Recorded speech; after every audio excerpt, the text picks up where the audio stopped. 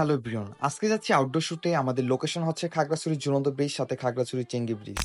ফার্স্টে লোকেশনে চলে আসি। লোকেশনে আসার পর ভিউ দেখতেছি মোটামুটি সুন্দর, বাট বৃষ্টি হবার সম্ভাবনা আছে। আর বলতে না বলতে বৃষ্টি চলে আসে। ফার্স্টে এখানে আমরা শুটটা মোটামুটি সবভাবে ট্রাই করি যেন বেস্ট ছবিগুলো আসে এবং আপনাদেরকে দেখাইতে পারি।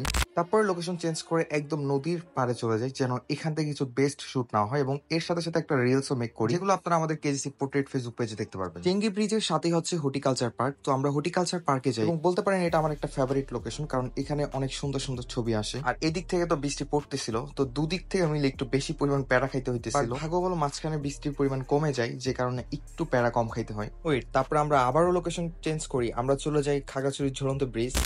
আমি হব বলে চরণ দাসী, হব বলে চরণ দাসী, ওটা হয় না কপাল গুনে,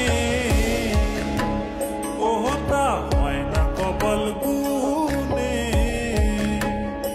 আমার মনের মানুষের সনে, আমার মনের মানুষের